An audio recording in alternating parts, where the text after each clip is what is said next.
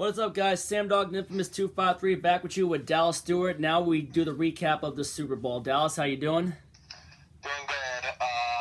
Good way to end a fun season. Hey, I mean, regardless, even if it was a division rival that won, I'll tell you what, at least the Super Bowl is better than last year's Super Bowl. Yeah, at least we got a good Super Bowl. Two of the last three were duds. Yeah, so, man, it was an interesting game. Rams ended up winning it at the end, 23-20. I mean, and I will say, there were definitely some misses on the referees on some plays, especially late, but we'll get to that in a bit. The game started out with the Bengals going 3-and-out, and I think what really started it for the Bengals was they were dumb for not punting it on that fourth down when they could have pinned the Rams deep, and then after they got that turnover on down, the Rams basically went down and hit Odell Beckham Jr. for that first touchdown before he would end up tearing his ACL in that same Super Bowl. Did he? Wow, that's going to be a big loss. Didn't he tear his ACL last year at the Browns? Yeah, but this time he tore his ACL in the Super Bowl, so there probably is a chance that wherever, and he's going to be a free agent this year, he could probably be back in August maybe for training camp or preseason, so definitely hope he's all right. Yeah, so what else you want to get up on after that? So if we just... Yeah, that was a bad decision when they went for it on 4th and 1. It gave the Rams a short field for them to score their first touchdown.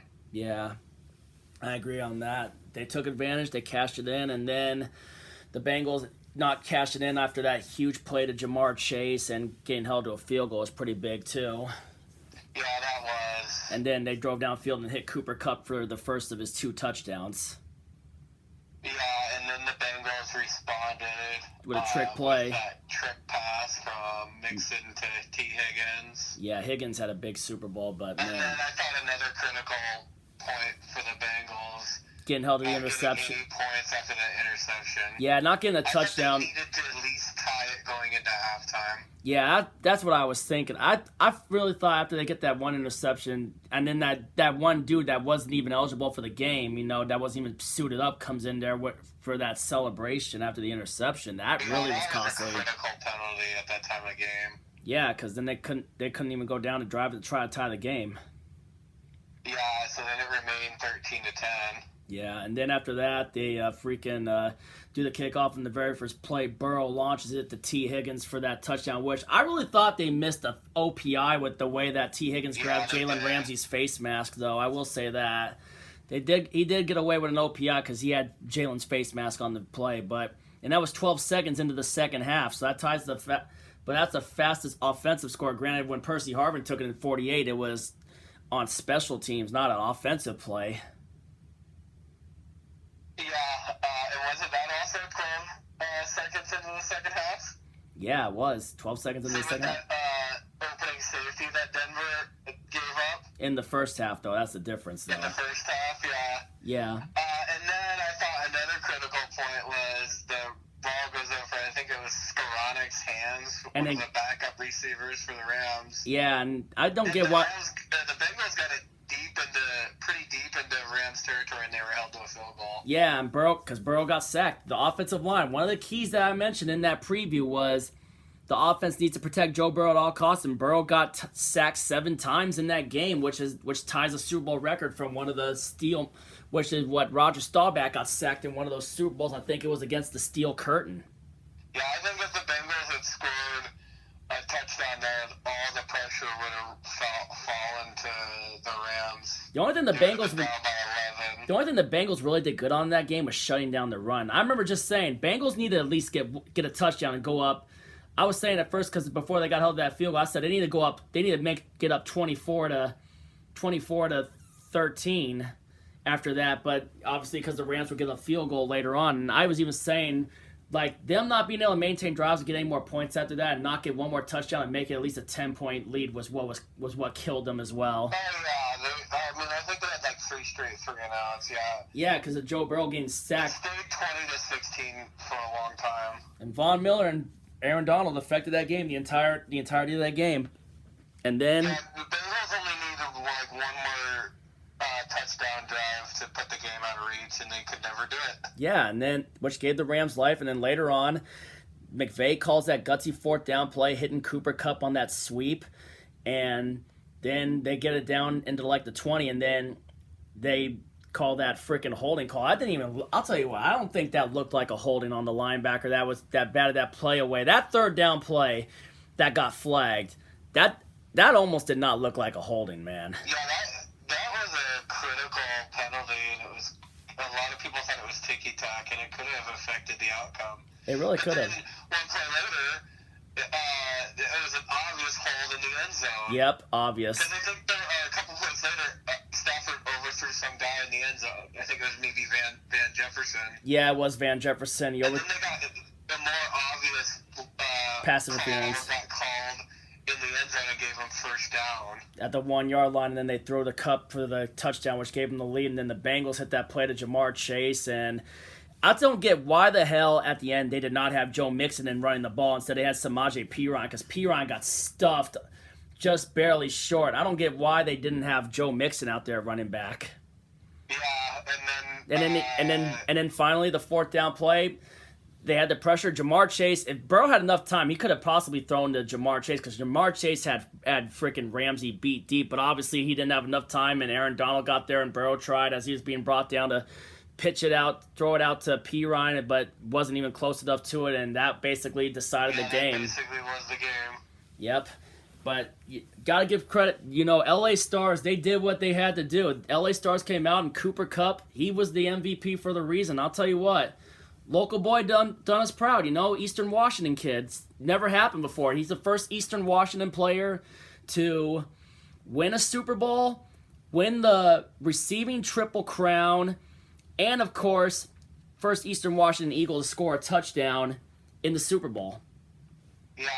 And he's the only one to win the MVP. I was surprised that he got the MVP, but then again, I was like, he could possibly be the MVP if the Rams won that game.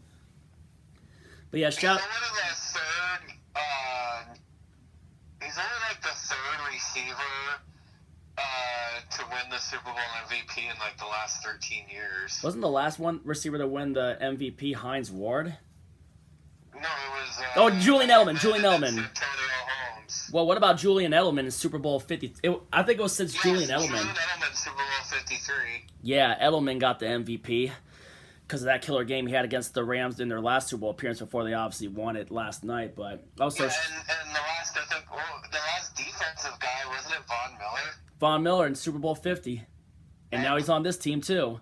Also, shout out to Payo Time and Rams Showcase. Congratulations to you guys on that championship. But I got to also say, man, now the Rams basically now, like I said in that one time when they lost the Super Bowl, they're now officially out of the shadow of the 83 Raiders, because now they won a Super Bowl for L.A. Yeah, and they gave the ultimate middle finger to St. Louis. Yeah, St. Louis fans had to be so livid seeing Stan Kroenke hoisting the Lombardi Trophy. That to me, I feel like that was the ultimate middle finger to St. Louis, right there. Right there, that was the ultimate middle finger. And because of, all the times that, when they sued the Rams and freaking the NFL for whatever ways that they moved out. They said they did it like illegally and whatnot, the way they moved out, the way the NFL handled it.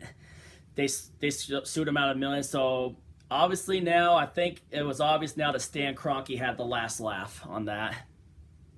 Yeah, I think they should keep one of the Lombardi. They should keep one of the first Lombardi they won. They should keep that in St. Louis. Yeah, I was saying St. Louis should have the rights to that first one. That should not be LA's. Yeah, I mean, granted it's the Rams as a whole, which I get, but that was a St. Louis victory for that one. But now LA has one as their own. Now the Rams have one for LA side of it. So I don't know.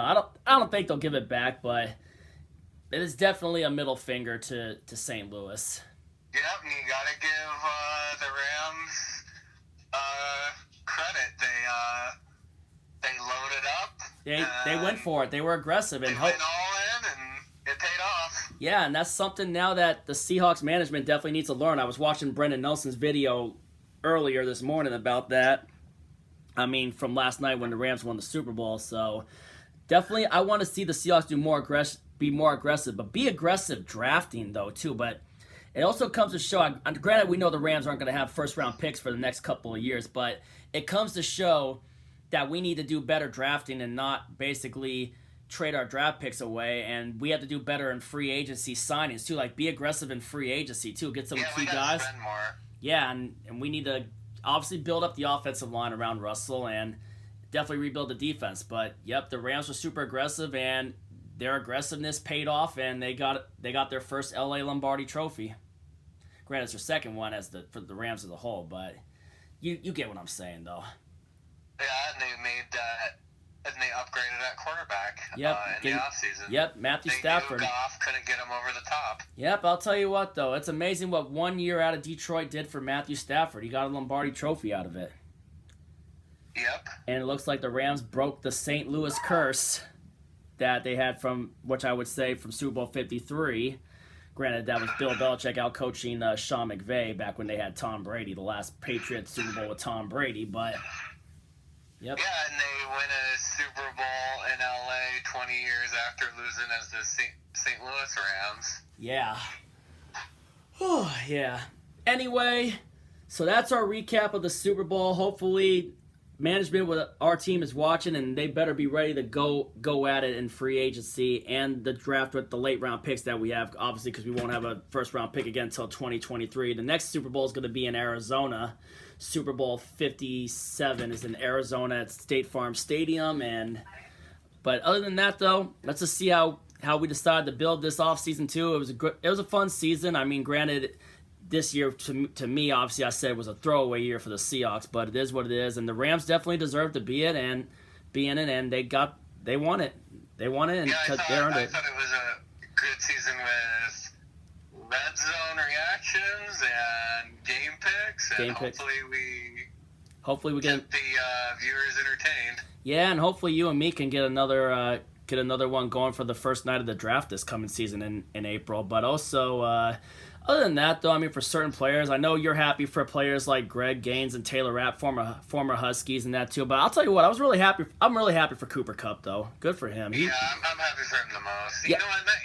And I'm kind of happy for Matthew Stafford. I think he proved a lot of the critics wrong. Yeah, I mean, look what happened when he got into an actual better system than what he had in Detroit. It just shows you he actually stayed healthy this year. He actually did, but also it shows just how big of a dysfunctional organization the Detroit Lions are.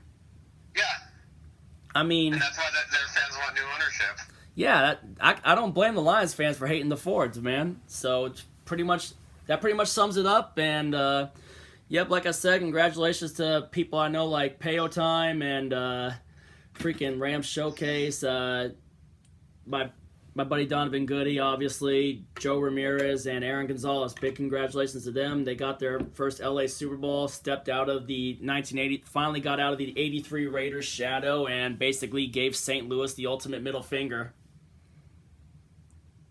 Yep, and we'll see what kind of team they can bring back next year, and yep, we'll see if they lose anybody. If they lose a lot in free agency, and if they can try to get back there, it'll be interesting next year. It'll definitely. I think they're still going to be right at the top of one of the top teams in the NFC next year. Yeah, but for the West coming out the NFC West, it now basically has come to show the NFC West, our division, is the best division in football. I would say it is. Yep. I would say right now it's the best division in football. The West is the best. Yep. All right. Catch y'all later.